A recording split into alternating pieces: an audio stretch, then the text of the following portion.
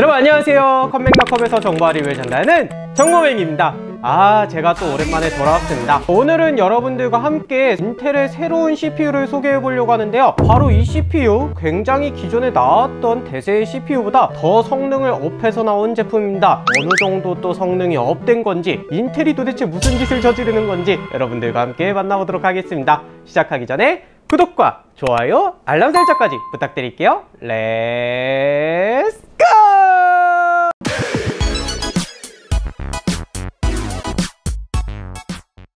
자, 오늘 여러분들과 함께 만나볼 내용, 인텔의 12세대 CPU에 관한 내용입니다. 12세대 CPU 요즘에 굉장히 대세가 되고 있죠. AMD 엎치락뒤치락 하다가 12세대의 점유율이 최근 엄청나게 올라가고 있는 모습을 보여주면서 역시 게이밍 CPU는 인텔이었어 라는 소비자들의 마음을 다시 한번 깨우치게 만들고 있습니다. 자, 이 인텔 12세대에서 엄청난 성능을 자랑했던 제품이 바로 여기 있는 12세대 i9 12900K라는 제품입니다. 이 제품이 이제 엄청난 시장을 장악하면서도 거기에서 대장급의 CPU 위치를 지키고 있었는데요, 기존에도 i9급에서 KS가 붙은 제품이 나왔었죠. 그래서 이번에도 어김없이 인텔에서 짜잔! 이렇게 12900KS라는 CPU의 코드명이 나오게 되었습니다. K에다가 S자를 붙이면서 조금 더 리미티드한 이런 모양을 보여주고 있는데요, 자, 여기 보시다시피 언락드 스페셜 에디션이라고 되어 있습니다. 여기 밑에 보시게 되더라도 밑에는 그냥 KS라고만 되어 있네요.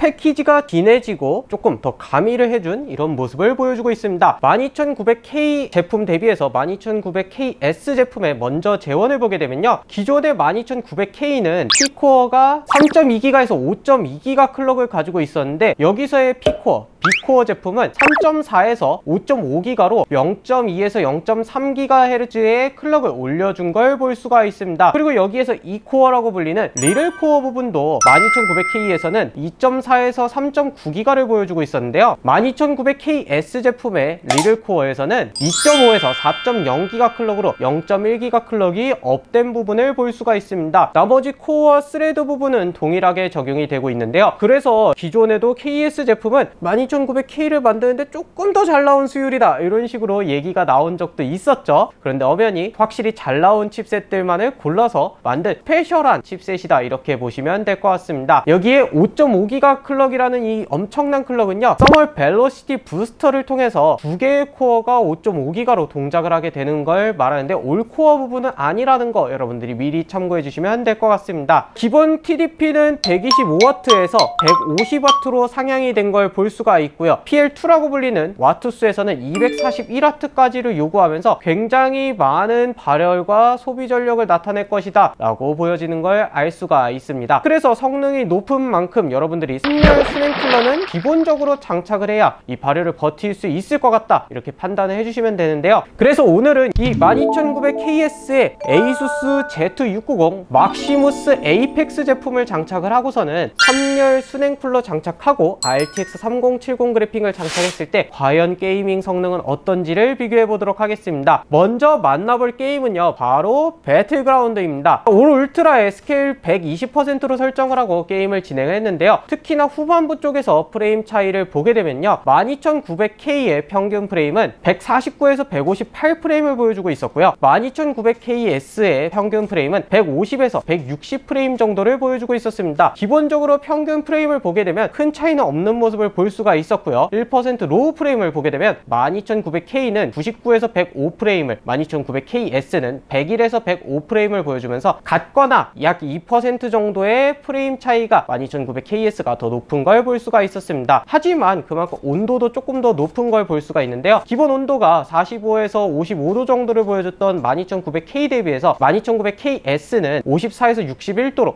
약 10% 정도 CPU 온도가 더 높았다는 걸 볼 수가 있습니다. 프레임 차이는 없었는데 CPU 온도가 높다, 요거는 조금 의아할 만한 부분이네요. 그래서 조금 더 CPU를 많이 쓰는 콜 오브 듀티 워존으로 넘어가서 한번 게임을 플레이해 봤습니다. 자, 여기서는 풀옵션으로 진행을 했는데요, 12900K의 평균 프레임은 188에서 193프레임을 보여주고 있었고, 12900KS의 평균 프레임은 194에서 198프레임을 보여주면서 12900K의 높은 프레임이 12900KS의 프레임의 낮은 부분을 차지하고 있었다, 이렇게 볼 수가 있습니다. 평균적으로 프레임은 3% 정도 12900KS가 높은 모습을 보여주고 있었는데요. 1% 로우 프레임을 보게 되면은 131에서 136프레임을 보여주는 12900K 대비해서 12900KS는 144에서 148프레임으로 꽤나 많은 프레임 차이를 보여주고 있습니다. 9에서 10% 정도의 1% 로우 프레임을 차이를 보여주면서 이 부분에서는 확실히 12900KS의 성능이 중요하구나 라는 걸 깨닫게 되었습니다. 온도는 53에서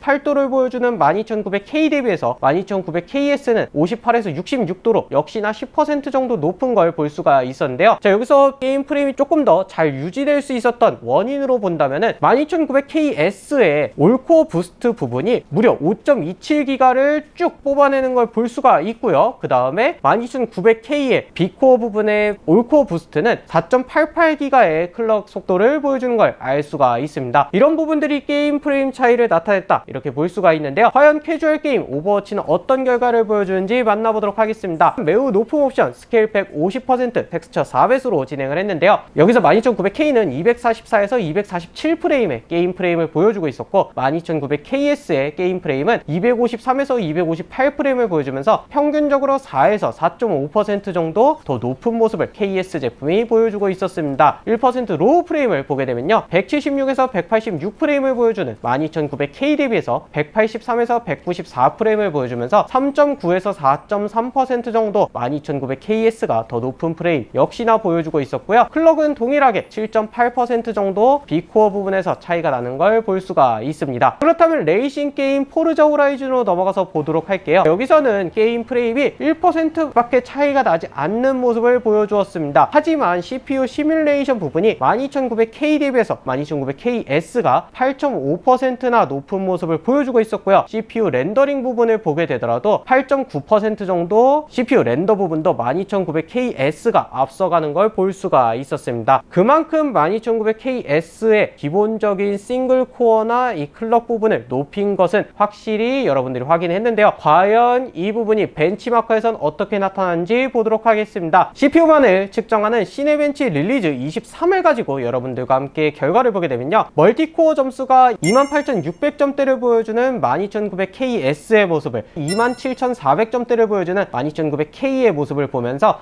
약 4.1% 정도 멀티코어는 12900KS가 앞서가는 모습을 볼 수가 있었고요. 싱글코어는 2135점을 보여주는 점수와 1900점대 후반대의 점수를 보여주면서 약 6.8% 정도 싱글코어도 12900KS가 앞서 나가는 걸 볼 수가 있습니다. 이미 i9만 하더라도 엄청난 성능인데 여기서 한 단계 더 앞서 나간다.